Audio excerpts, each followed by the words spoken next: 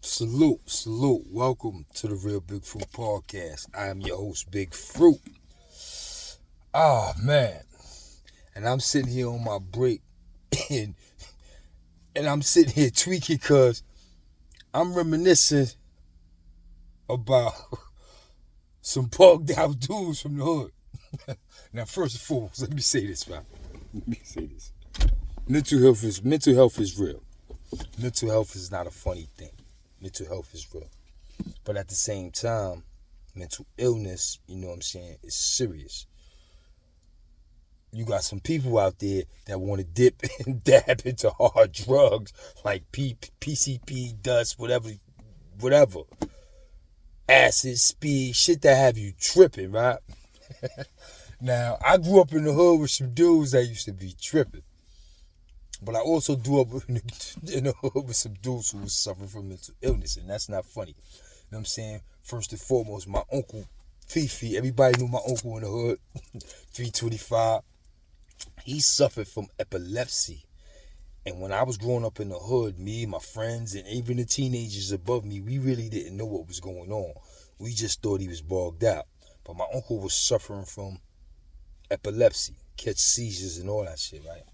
It wasn't until I started to understand what the illness was that he was suffering from that I learned how to deal with it. You had other dudes in the hood that was probably suffering from mental illness as well. I just didn't know their personal business. But there was a couple of dudes that was messing with some drugs that had them tripping as well. Now, in my hood, the legendary OGs that was out there tripping, rest in peace, C. Asiatic. Smitty Love. See, Asiatic used to trip every winter. Every summer, see Asiatic used to shake that shit off and be fresh to death. Get money hustling, chicks, everything. Then when the fall and winter come around, he start tweaking, smoking that dust, and start bugging. He be dirty, homeless, sleeping in the exits, bugging out. He would do this every year religiously. I never understood what that was with C. Asiatic. Rest his soul. But if you knew C. Asiatic, man, he used to be tripping. When he started tripping, he be tripping. I remember one year he was tripping in the wintertime. And we was all outside.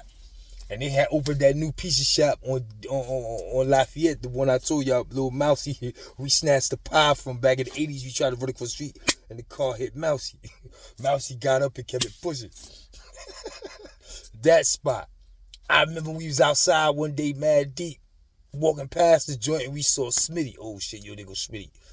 And before anybody could go in their pocket and throw Smitty a few dollars, man, Smitty slid up to the pizza shop window, snatched him a couple of slices, and kept it pushing. I was like, oh, shit. Yo, Smitty, he was like, yo, I'm out. C. Asiatic, rest his soul. But we also had, in 433, Crazy Tony. Yeah, Crazy Tony, big Crazy Tony used to run around, this no bullshit, son, if I'm lying or flying. Crazy Tony used to run around with a ninja suit on. The whole karate shit. With the ninja shit. Fucking niggas up. Niggas are scared to death of Tony. I ain't go nowhere near that nigga. Word. You had some legendary rumors of that nigga. We stayed far away from Crazy Tony. Word. In my building, you had Big Dave, too. Big Dave was my man, Lord, big brother. Big Dave was big and crazy. Big Dave was smashing nigga. Big Dave was one of the big crazy niggas. Word. They supposed to give Big Dave a helmet and put him on the football field. Because Big Dave was smashing shit. Word. Then in 456, I don't know. The rumor had it that the dude was in a war. Yo, he was in the service. He bugged out from the war.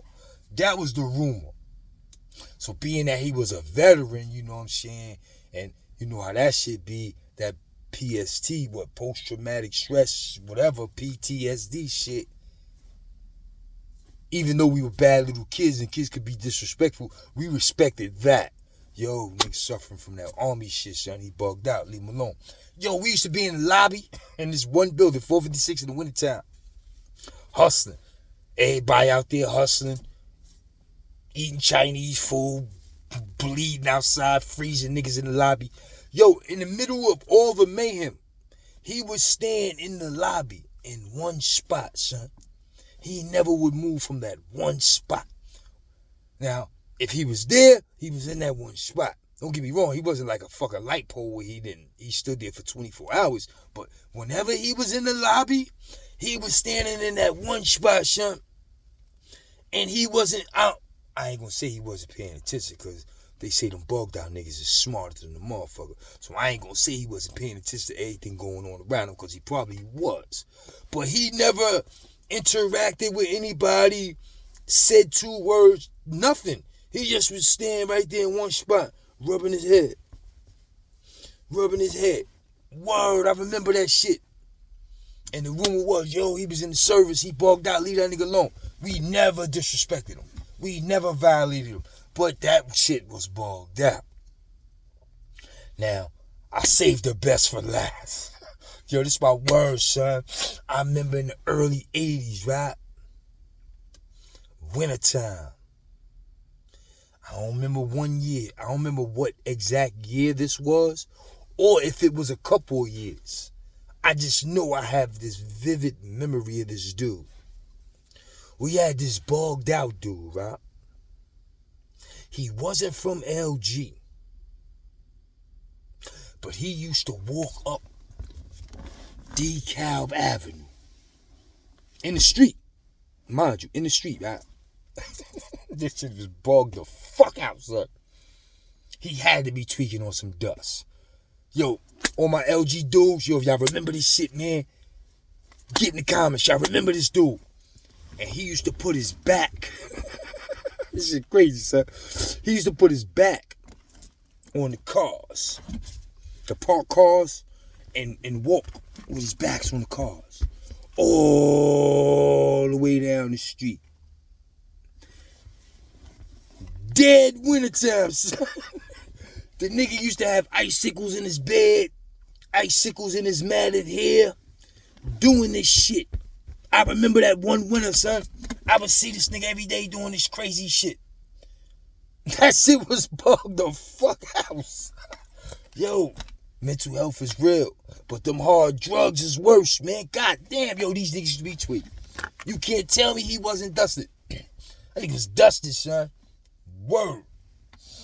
Oh, man, you live once again, man. I tell you these funny stories because they're entertaining, but at the same time, it's always a message. And the message is this, man. Mental health is real. So when you see a person suffering from mental health, before you be quick to judge them or quick to tear them down, how about being quick to assist them and help them in any way you can? Because mental health is real. As far as the hard drugs, it's only one thing to do. Don't do them. That's it, man. Don't be experimenting with no hard drugs, bro. You might not bounce back, bro. You might not bounce back. Somebody might give you a bad drug and take you off this earth. Somebody might give you a bad drug and you don't bounce back and you're not the same no more. Do not experiment with hard drugs, man. That's the message today. So once again, man, it's your boy Big Food. I'm on my break, man. I decided to get on here, man, to a quick story because I was bugging. I was tweaking. I was like, oh, shit. Yo, you remember this nigga, that nigga? It just came to mind that I would create an episode, and I did it real quick on my break. I didn't want to wait till I get back to the lab. You know what I'm saying? When something come to mind, you just got to go with it sometimes, and I decided to jump on here and do that. I hope y'all enjoyed it. So once again, it's your boy Big Fruit. I'm on a gig. My break is up. I'm about to go handle my business. I figured I'd give y'all 10 minutes of my break. I got another couple more minutes to myself, and I'm going to enjoy those. So until next time, y'all be easy. Salute.